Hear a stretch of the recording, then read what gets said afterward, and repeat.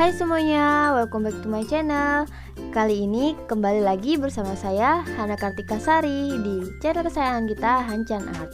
Baik, kali ini saya akan memberikan sedikit materi mengenai kajian atau teori sosiologi pada karya sastra yang berjudul Kandai, karya Desi Tirayo. Nah, baik, seperti biasanya sebelum kita mengaplikasikan kajian ini, alangkah baiknya kita mengerti terlebih dahulu apa itu teori ataupun kajian sosiologi sastra. Nah, kajian sosiologi sastra ini merupakan landasan yang mengkaji yang menyangkut permasalahan hubungan antara sastra dengan masyarakat.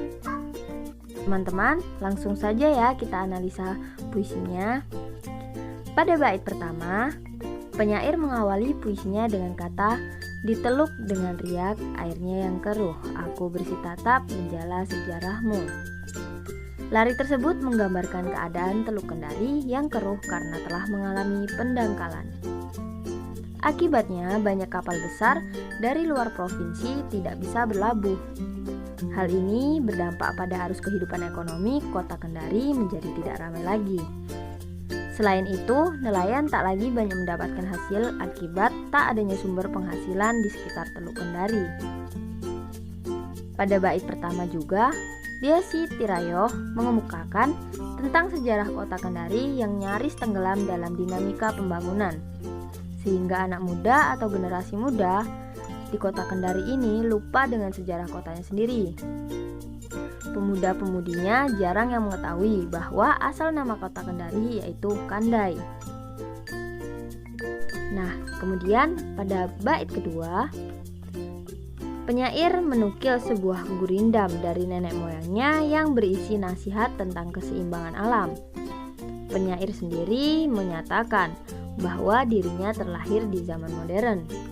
Hutan telah menipis untuk dijadikan lahan bisnis, sungai ditimbun menjadi area perumahan. Akibat itu, semua bencana alam melanda kota karena kecerobohan dan kelalaian dan keserakahan manusia. Pemerintah seolah angkuh dalam pemecahan masalah hal ini, sebab faktor pembangunan yang diutamakan. Kemudian, pada bait ketiga, pengarang menyebut kata Kandai dengan perasaan yang ngilu. Pengarang melihat generasi kota Kendari yang tak lagi mengenali bukan hanya nama asli kota Kendari sendiri, melainkan juga nilai budaya, adat istiadat, serta adat kesopanan kota Kendari. Begitu mirisnya. Zaman sekarang bukan hanya generasi muda, tapi generasi tua pun turut andil dari perubahan wajah kota Kendari ini sendiri. Pada saat ini kita pun telah menyaksikan bahwa uang adalah segalanya, hukum bisa diperjualbelikan.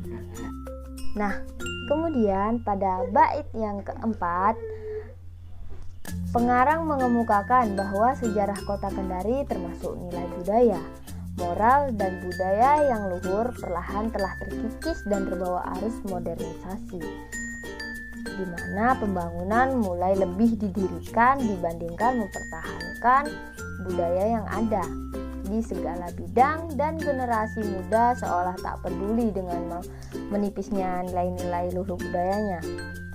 Pemerintah pun lebih tak peduli dengan keadaan tersebut.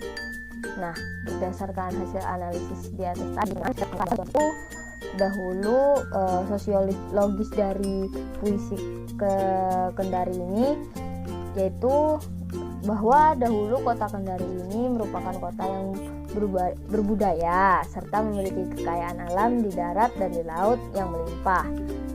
Nah, pengarang yang merupakan warga kota Kendari sendiri seakan memotret kehidupan sosial kota Kendari dari berbagai aspek, yaitu aspek sosial, pembangunan, dan ekonomi. Perkembangan tiga aspek itulah yang perlahan mengikis nilai luhur, tradisi, dan budaya Kendari. Nah, melalui puisi ini teman-teman, Desi Tirayo atau sang pengarang dari puisi Kendari ini mengajak para generasi muda untuk kembali mencintai dan melestarikan lingkungan, melihat serta mempelajari budaya dan tradisi yang luhur tersebut agar tidak hilang ditelan zaman yang semakin maju. Baik, sekian pembahasan dari saya. Kurang dan lebihnya saya mohon maaf dan bye-bye.